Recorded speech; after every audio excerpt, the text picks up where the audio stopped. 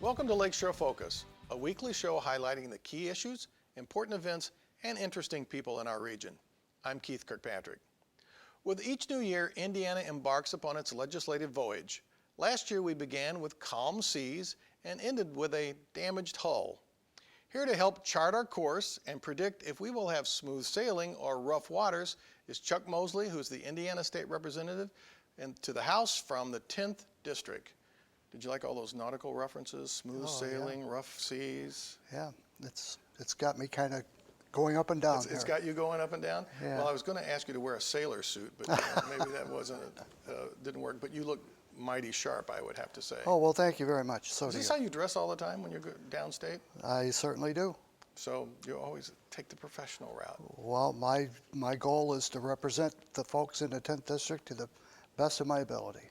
Well, and I really appreciate all that you do. So we've got you here to talk a little bit about the session's probably started by the time this airs. Mm-hmm. So, but I'd like our viewers to kind of say, what are we going to kind of expect and see? What do you think is going to be some of the big issues that are coming up, Chuck? Maybe the top couple.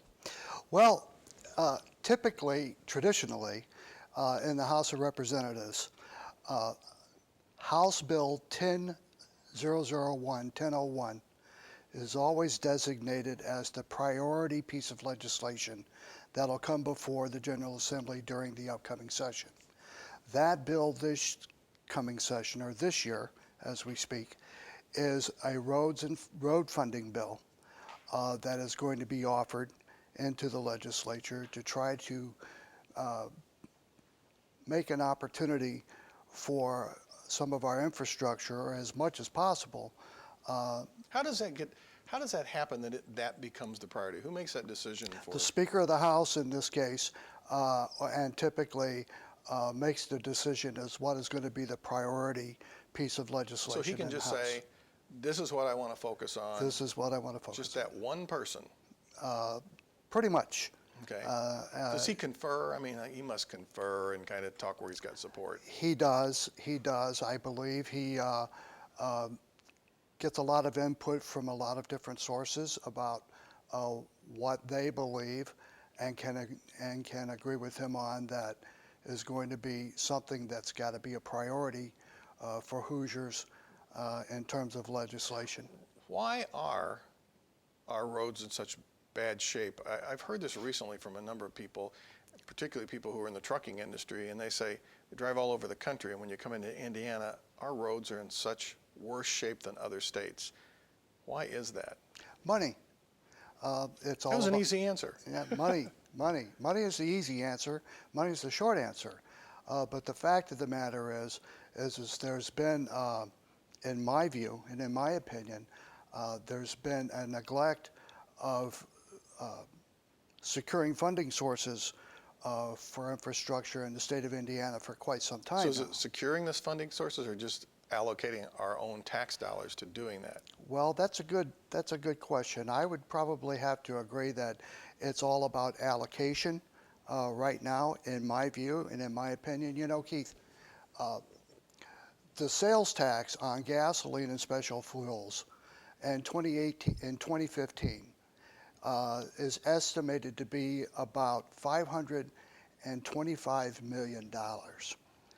Now, interestingly enough, when you take a look at that number, only 1/6 of that number, about $80 million, is actually being allocated to road funding in the state of Indiana. Now, from our own budget? From our own budget. The rest is federal money? That $525 million goes to the general fund, and then road funding is allocated out of the general fund. So of the $525 million that's going into the general fund, only 1/6, or about $80 or $81 million a year, is actually being dedicated to road funding, which most Hoosiers don't realize. Where's the rest of the money going then?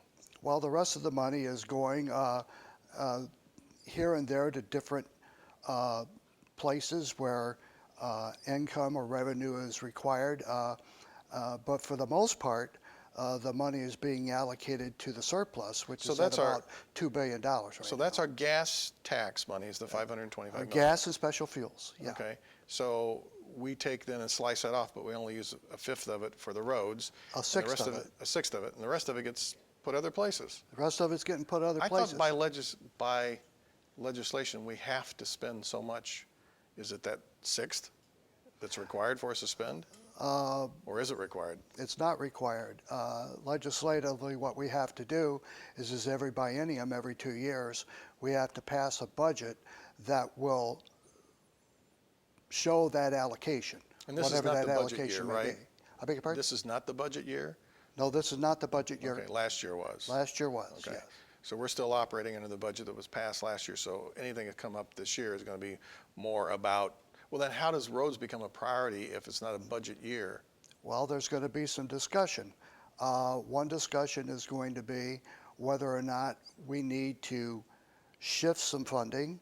Another discussion is going to be whether or not there needs to be additional tax, either statewide or, unfortunately, and hopefully not, locally, to be able to provide funding sources for local infrastructure. And then there's going to be a discussion, we hope, that will incorporate what we call Crossroads Tomorrow. And Crossroads Tomorrow is basically very simple. Take all of the sales tax from gas and special fuels and allocate it, all of it, to road funding and infrastructure, and split that up between statewide funding and providing local funding to counties, cities, and towns. Well, how does a state like Illinois, and everybody's always pointing to Illinois and saying, well, look at the financial trouble they're in, but their roads are in such better shape. So how is that possible when our roads are just in terrible shape, but we're financially, sound? So that seems to be a disconnect of some sort. Well, I honestly can't be very specific as to how Illinois acquires the funding for their infrastructure and their roads, but I can tell you that when we're only allocating 1/6 of the gasoline tax, the 7%, towards road funding in the state of Indiana, it's not going to take very long before our infrastructure is going to begin to suffer. Well, it's already suffering. So what else do you think is going to be high on the agenda for this session? I think that there's going to be a very, very strong discussion regarding methamphetamine and heroin addiction in the state of Indiana. You may know or may not know that Indiana ranks the worst in the nation when it comes to meth addiction and meth production. We have the highest number of meth labs in the nation in the state of Indiana, so we've got to have a discussion about how we're going to begin to address that from a criminal justice standpoint, as well as looking at it as a health standpoint. Issue. Yeah, because I know a report came out fairly recently saying Indiana, we continue to rank really low in health issues. I think we were 41st on the healthy scale in the country, and they were pointing to drug addiction as one of the things, smoking, a number of issues for us. Are we putting enough priority on health issues in the state? I mean, that was one of our dings too, was we don't spend enough for public health in this state. No, we don't, and I think we can do better.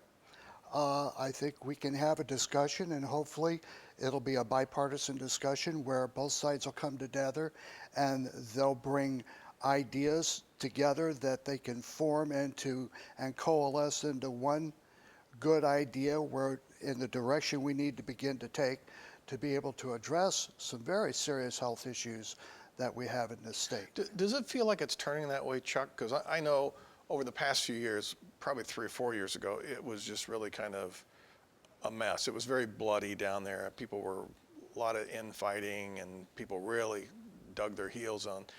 Last session seemed to be a little more, last even couple years, seemed to be a little more conciliatory. That looks like people are trying to work together. Does it feel like that, or is we still got a long way to go? Well, there's certainly an effort being made by a number of my colleagues in the General Assembly on both sides of the aisle to find a way to have a civil discussion that will provide equality for all Hoosiers, no matter where they're represented or how they're represented. I believe that we are trying to make an effort to go in that direction. Having said that, Keith, as some people know, when you're dealing with a supermajority, whether it be Indiana or any place else, a supermajority tends to get into the habit of going in a single-mindedness type of direction and not being able to have the ability to hear and listen to all of the ideas that are going to provide equity throughout the state for all Hoosiers concerned. Do you feel like you're a Democrat, you're in that minority party here in the state? I tried to get one of the Republicans come on, it just seemed like everybody was tied up with legislative things going on right now. So, and I have always appreciated your forthrightness. So does it feel though at times that you're just, as the Democrat group is just kind of pushed aside and like, it doesn't matter what you guys say, we don't care? Well, we certainly do, and that was pretty evident last year with the RFRA issue. As you know, we took a position to support business in the state of Indiana when it came to their concerns and their issues regarding the RFRA language that was put out there. And it was very difficult at times for us to be able to express our concerns and our opinion and Say our what position RFRA on is that. for our audience so they know what you're talking about. That's the Religious Freedom Act. Okay. Okay. So you guys have a clever little name for it. The rest of us were probably trying to figure out what that was. Yeah. So that became very contentious. You're right, and It sucked so much oxygen out of the legislative air. There were so many things we needed to be dealing with and having discussions about and finding compromise on that got kind of put aside and got kind of left laying in the wings. how does that happen? Because that's happened a lot over the last few years in Indiana. I've heard that same comment. We got focused on some stuff that just really, why were we spending all of our time when we've got these bigger issues, and we seem to be getting into these issues of social issues or legislating, I'm not sure what we even call it, but it doesn't seem to be the big issues, but they become the big issues. Yeah. Where's that coming from?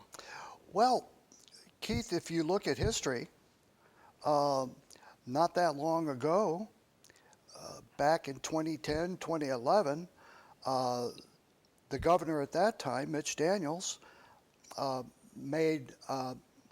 took a position that became national news at that time when he said that we need to have a timeout on social issues in the state of Indiana, and we need to refocus our efforts on what is really important to bring Hoosiers into the 21st century when it comes to job creation and business development and things of that nature. Well, since that time, as we all know, there's been a change in leadership in the governor's office, and the governor that we have today apparently, or it appears as if, has decided that that timeout is no longer necessary.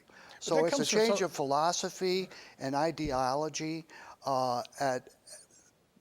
particularly at the governor's level, which has opened the door for some folks in the legislature with similar ideology to believe that it's time for us to revisit these issues that aren't serving the public in any specific positive way. So how about for our viewers up in this neck of the woods, what is kind of on our delegation's radar screen that we're pushing during this session or hoping that might happen that will benefit particularly our corner of the state? Well, to be fair, let's just quickly touch on a couple of issues that the delegation is looking at in a bipartisan way. Once again, the top priority is going to be roads and funding for infrastructure. And we got a good chunk of those up here. We got a good chunk of those up here. I believe having a discussion about this heroin epidemic and meth epidemic that we're dealing with, we're going to have a conversation about. And the primary thing in that conversation is going to be, do we or do we not make pseudoephedrine a prescription drug, or does it remain being an over-the-counter drug? And we have opposing views all over the place on that. So we're still kind of separated in terms of the delegation on that specific issue? I don't know if we're separated as a delegation, but there's certainly opposing views, at least in my district. I'm getting emails from both sides weighing in on the pros and cons of whether or not to make pseudoephedrine a prescription drug. You know, I've always found it so interesting how critical people are of our elected officials, but you guys have to sort through a lot of information to make decisions. And, you know, one of the things I have noticed is that it does appear that our delegation from up here, which has now become the balance. At one point, I think it was only a couple of Republicans in that group, and now it's getting closer to 60-40 or something. I'm not sure exactly what the balance is, but you all seem to work together fairly well. Why is that? Is that perception correct? Well, I can't speak for them, but I can speak for me. Okay. And for me, I believe that the better job we can do to work together as a delegation in Northwest Indiana, the better our voice is going to be heard about what is important to Northwest Indiana and what Northwest Indiana needs to grow and what Northwest Indiana needs to do to produce and create better paying jobs. Do you feel like, I mean, we oftentimes up here talk about that we get the short end of the stick in the state. And sometimes that's because our own infighting and unwillingness to kind of figure out what we want to do. But over these past few years, it looks like our delegation comes down there kind of together. And do you feel like there's a gaining of respect for us as a region? Or is it still, are we still taking the brunt of it? I believe that whatever level of respect is being gained in the region has a lot to do with the attitudes of the folks that are in the General Assembly that come from Northwest Indiana, who make an effort to try to make folks understand this isn't about Republicans or Democrats, this is about Hoosiers.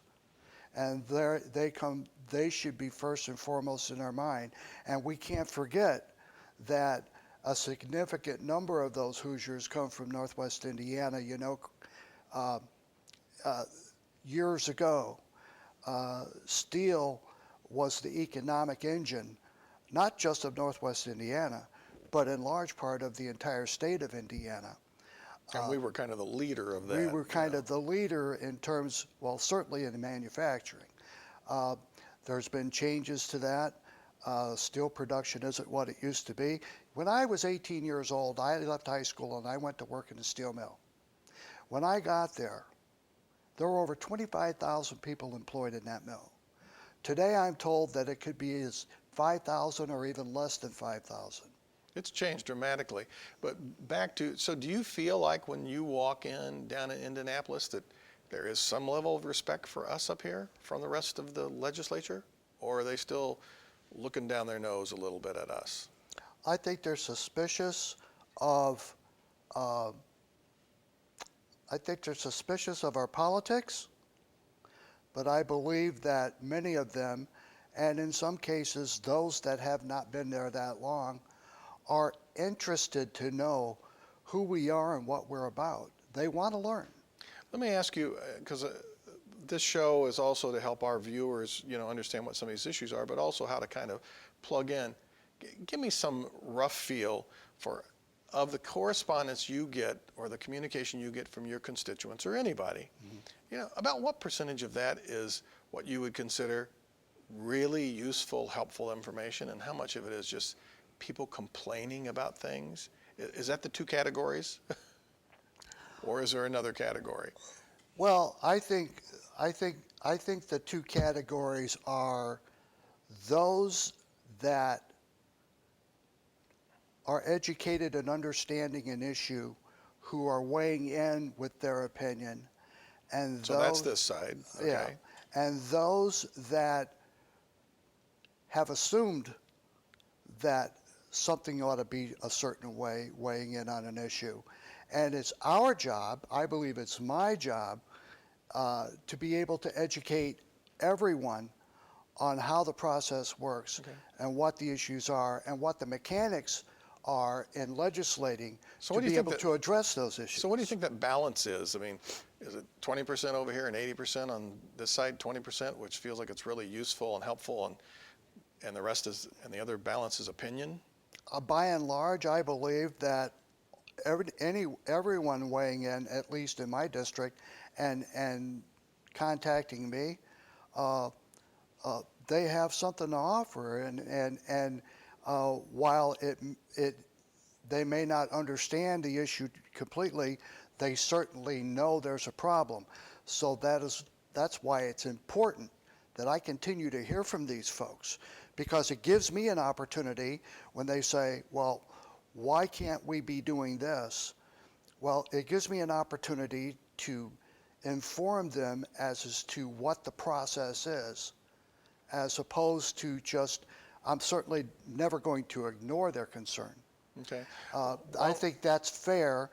I mean, they're paying the taxes. Right. Right, wrong, or indifferent, they certainly have a right to weigh in with their opinion, and I want to know what that opinion is from everyone. Well, I appreciate that you take that position, and we want to encourage our viewers to weigh in to their local legislator. And so in the last couple of seconds, just, what do you wish people understood a little bit better about what's going on? It's got to be a short answer. That we can do a better job of compromise in the Indiana General Assembly. And while we have a supermajority and trifecta government, it becomes very difficult. Okay. I really appreciate you being on the show and sharing these thoughts with us, and we'll be watching to see how the session goes, and I'll be watching for you when I come down to visit, okay? I'm looking forward to it. All right. Thanks, Chuck. Thank you very much. You bet.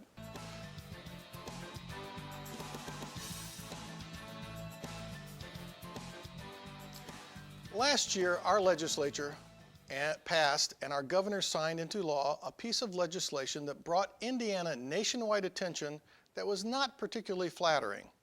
The law was called the Religious Freedom Restoration Act. The criticism proposed that this law would allow businesses to discriminate. Whether you supported or opposed the act, the reality was we shot ourselves in the foot. We grabbed our gun and had it in our possession to allegedly protect ourselves. Without thinking carefully and safeguarding what was important, we pulled the trigger with a barrel aimed at our foot. Indiana prides itself as a welcoming state with friendly, hardworking people, many possessing an abiding faith. We constantly market for businesses to move their operation here and visitors to come for conventions, sporting events, and tourism. We don't look very appealing with blood oozing from our self-inflicted wound. Our state government quickly made modifications to the law and authorized spending a large sum of money to repair the damage. We treated the hole in our foot with medication and bandages, but the result were already apparent. We walked with a noticeable limp and could not run like we used to. Everyone remembered what we had done. Sadly, this was not the first time this has happened. I hope this time we learned our lesson. If we believe that we should be people who are truly welcoming and care about others, then we better decide if the gun we selected was the right tool to do the job. We should notice where we are pointing it and think before we pull the trigger. I don't know about the rest of you, but I'm getting tired of walking with a limp. Thanks for watching Lakeshore Focus today. We would like to hear from you about our show or the comments I just made. Your views are important to us at Lakeshore Public Television. Email us at focus@lakeshorepublicmedia.org or reach us through our website, which is listed on your screen. Join us for another Lakeshore Focus. Until then, I'm Keith Kirkpatrick saying, make a positive difference in our world today.